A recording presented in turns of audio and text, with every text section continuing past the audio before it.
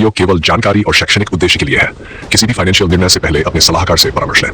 क्या आपने कभी सोचा है कि जिस गाड़ी में आप रोज बैठते हो आखिर बनती कैसे है? सिर्फ एक कार या एक बाइक नहीं है, बल्कि उसके अंदर लगे छोटे छोटे हजारों पार्ट्स जिनके बिना वो गाड़ी एक कदम भी नहीं चल सकती है। और अगर मैं आपसे कहूं कि इन छोटे छोटे पार्ट्स को बनाकर भी लोग करोड़ों का बिजनेस खड़ा कर रहे हैं, तो क्या आप यकीन करेंगे?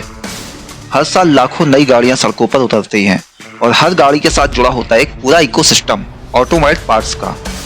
इंजन से लेकर ब्रेक, सीट से लेकर वायरिंग और छोटे छोटे नट बोल्ट तक हर चीज किसी ना किसी फैक्ट्री बनती है। और यही वो जगह है जहाँ छुपा है एक बहुत बड़ा बिजनेस मौका, ऑटोमोबाइल पार्ट्स मैन्युफैक्चरिंग। अब आप सोच रहे होंगे कि क्या ये बिजनेस मेरे जैसे आम इंसान के लिए है? क्या इसके लिए बहुत बड़ा पैसा या फैक्ट्री चाहिए, या फिर ये सिर्फ बड़े उद्योगपतियों का ही खेल है? तो रुकिए, क्योंकि इस वीडियो के अंत तक आपकी सोच पूरी तरह बदलने वाली है। आज का समय ऑटोमोबाइल इंडस्ट्री के लिए बहुत तेजी से बदलने वाला है।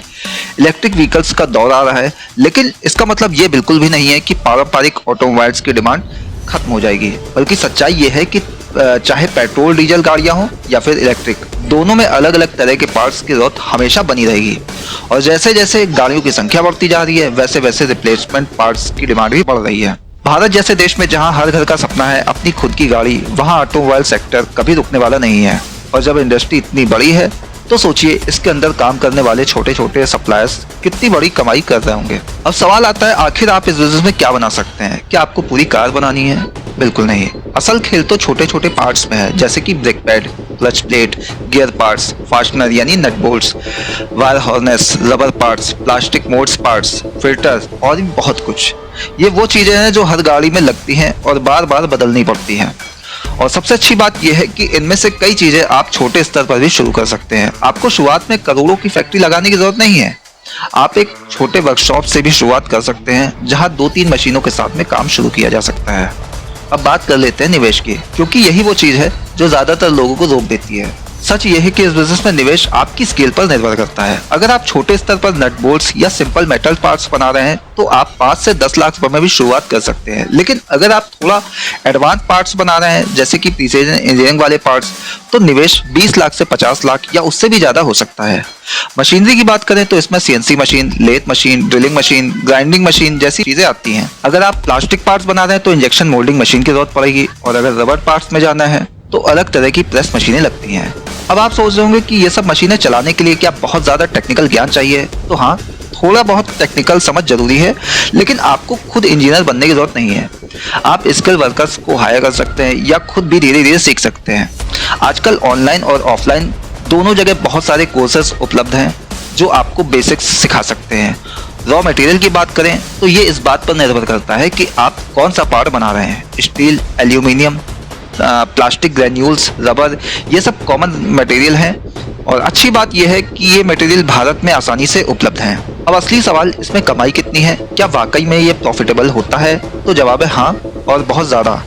इस बिजनेस में प्रॉफिट मार्जिन आमतौर पर 20% से 40% तक हो सकता है, और अगर आपका नेटवर्क और क्वालिटी अच्छी है तो ये और भी बढ़ सकता है। मान लीजिए आपने एक छोटा सा यूनिट शुरू किया और हर महीने 2 से 3 लाख का प्रोडक्शन कर रहे हैं, तो आप आराम से 50,000 से 1 लाख रुपए तक की कमाई कर सकते हैं। और जैसे जैसे आपका बिजनेस बढ़ेगा, वैसे वैसे आपकी कमाई भी कई गुना बढ़ सकती है।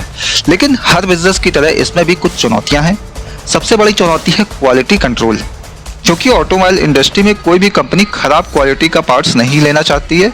एक छोटा सा खराब पार्ट्स पूरी गाड़ी को नुकसान पहुंचा सकता है, इसलिए आपको अपनी क्वालिटी पर पूरा ध्यान देना होगा। दूसरी चुनौती है कंपटीशन। इस फील्ड में पहले से कई प्लेयर्स मौजूद हैं, लेकिन इसका मतलब ये नहीं है कि आपके लिए जगह नहीं है। अगर आप बेहतर क्वालिटी और सही प्राइस और टाइम पर डिलीवरी देते हैं तो आप आसानी से अपनी जगह बना सकते हैं। तीसरी चुनौती है क्लाइंट्स ढूंढना। शुरुआत में आपको ऑटोमोबाइल कंपनियों या डीलर्स से जुड़ना होगा। आप लोकल गैराज, रिपेयर शॉप्स और स्पेयर पार्ट्स से डीलर से भी संपर्क कर सकते हैं। धीरे धीरे आपका नेटवर्क बन जाएगा। अब अगर आप बिगिनर्स हैं तो आपके लिए कुछ प्रैक्टिकल बातें समझना बहुत जरूरी है। सबसे पहले छोटे से शुरुआत करें। एक ही प्रकार के पार्ट्स चुनें और उसमें महारत हासिल करें। शुरुआत में हर चीज करने की कोशिश मत करें। दूसरी बात, मार्केट रिसर्च जरूर करें। ये समझें कि आपके इलाके में किस तरह के पार्ट्स की ज्यादा डिमांड है, उसी हिसाब से अपना प्रोडक्शन प्लान करें। तीसरी बात, क्वालिटी के साथ समझौता कभी मत करें, क्योंकि इस बिजनेस में आपकी पहचान आपकी क्वालिटी से ही बनेगी। और सबसे जरूरी बात यह है कि धैर्य रखें। ये ऐसा बिजनेस नहीं है कि जिसमें आप एक ही महीने में करोड़पति बन जाएंगे, लेकिन अगर आपने सही दिशा में मेहनत की तो ये आपको लंबे समय तक स्थिर और बढ़ती हुई कमाई दे सकता है।